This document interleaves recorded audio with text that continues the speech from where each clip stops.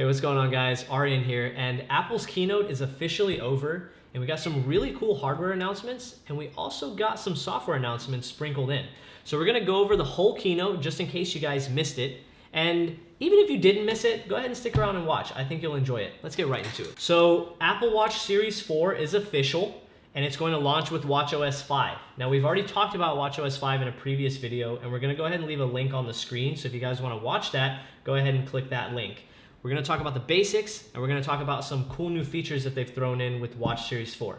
So basics, it's 30% larger in terms of screen size, and it's now coming in two sizes that are larger than Series 3. So it now starts at 40 instead of 38, and it maxes out at 44 instead of 42.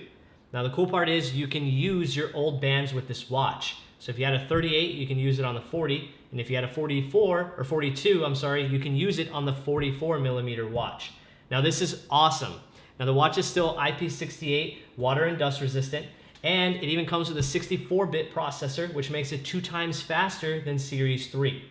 Now let's talk about some cool, neat features the watch comes with. So hardware-wise, the watch is bigger but also slimmer, and the technology that Apple's implemented allows the watch to get better and more reliable cellular reception. So it's great for those of you that spring for the LTE model. Now the speaker is 50% louder, and they've also moved the microphone to the side of the speaker to the side of the digital crown. Now, speaking of the digital crown, that has also been revamped to provide taptic feedback, which is great. And they've improved the accelerometer and gyroscope, so the watch can apparently detect whenever you fall and alert emergency services if your watch is not used for 1 minute after you fall. Now, in terms of the back side of the watch, Apple has managed to implement the technology to create an electrocardiogram, or ECG, so you can have more advanced heart tracking features. So overall, the watch in terms of hardware is going to be fantastic, and I'm really excited. So the watch is pegged to have about 18 hours of battery life, and it's going to launch in 3 colors: silver, gold, and space gray. Now, Apple also showed a really cool new gold stainless steel option, but that option is very, very expensive, so I don't think I'll be going for that. The pre-orders for the watch start tonight, and they launch in a week, so the 21st of September is when they'll be available. The 40 millimeter GPS starts at $399, and it's $100 extra for the cellular, so $499.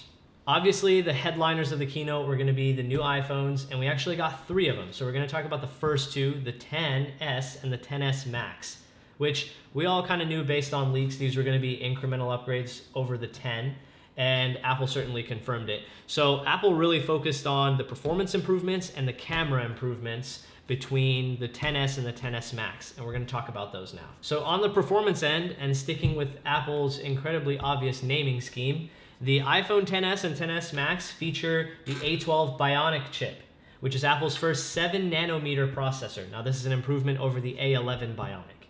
Now the A12 Bionic is a hexa-core processor. It's got 2 high-performance cores and 4 high-efficiency cores. Now what this leads to is 30 minutes extra battery life on the XS and 1 hour extra battery life on the XS Max when compared to the iPhone X. Now, the A12 Bionic also brings improved machine learning, which can also hopefully help with improved battery life with performance, but it also brings some camera enhancements. Now, the camera enhancements don't stop there. The cameras themselves actually got physical improvements that we're going to talk about right now. So the dual camera system is back, and it has 2 12 megapixel sensors. Now it comes with a smart HDR sensor to help prevent less blurry shots whenever there's action being performed by the subject. Apple showed a really cool demonstration of someone flipping their hair after coming out of water, and you could actually see perfect detail in the water. Now I can only vaguely remember, but I think the way it's done is whenever you take the shot, it takes multiple, and then I guess it uses the machine learning to kind of segment them together into a more accurate picture. Now, the machine learning also helps out in different ways. It's also supposed to help improve portrait mode photos by being more accurate with edges around your subject. The smart HDR sensor is also supposed to help with lighting in certain shots based on subject and facial features. Now, one other thing to keep in mind is that now with portrait photos, you can adjust the blur after the fact, similar to what we've seen on Galaxy line products where you can take a photo and you can go back and adjust the depth of field. I don't know if Apple's going to do what Samsung does and give you a portrait and a wide angle in one shot, but it's really nice to see that you can go through and adjust the depth of field. I feel like that'll help with some portrait photos that still won't turn out too well for whatever reason. But either way, noticeable bump in the camera department thanks to better technology and machine learning, so I am super stoked. Another cool feature with the XS and the XS Max, they support dual SIM technology. Now from my understanding, in the United States, they won't be able to physically support 2 SIM cards. The phone will have an electronic SIM similar to what you find on your watch, so you'll be able to activate a line using an electronic SIM, but it'll physically have room for a regular SIM. So you can still technically have a dual SIM phone, even though you don't have physically 2 SIM cards in the device. In terms of colors, the XS and XS Max will launch in silver and space gray, which we've already seen on the 10, and the new gold option. Every time a new iPhone launches, it seems like there's a new color to have, and this year it's gold. Now, it's got gold stainless steel around the edges too, so it's gonna look super classy. But if you like last year's colors, you still have those available as well. In terms of storage, you have 64 gigs, 256 gigs, and 512 gigabytes is now an option, which when you think about cloud-based services these days, 512 kind of seems like overkill, but I'm still glad they brought it for some of the power storage users out there. In terms of pricing, the iPhone XS is gonna start right at $1,000, so at the same price as last year's iPhone X, and the XS Max is gonna bump it up $100, $1,099 for the 64 gig variant option. So pricey phones, but they're packed full of a lot of technology, and I cannot wait to get a XS Max and compare it to my Galaxy Note 9. You can pre-order the XS and the XS Max tonight on the 14th, and they'll be available next Friday, the 21st. So they're right around the corner, guys. They were announced yesterday, but they're a week and a half, actually under a week and a half away. It's insane. I'm so excited. Now, I know the XS and the XS Max are super expensive, and I know tons of you out there feel the same way. And for those of you out there who feel that way, Apple has brought out a budget iPhone X. It's called the XR, and it's got a starting price point of $749. Let's talk about why this phone is also special. Now, the iPhone XR reminds me a lot of the iPhone 5C, mainly because it comes in a variety of colors.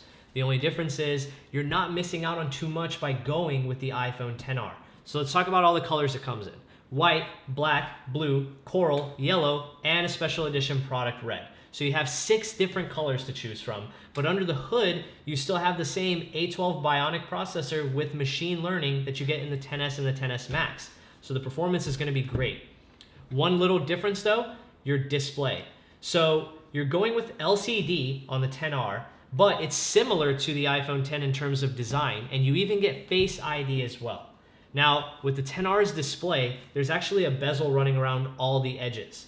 Whereas with the XS, it's basically bezel-less except for the notch. So you will have a slightly different display, but Apple has a history of making good LCD displays. And they're so confident in this one, they've named it Liquid Retina.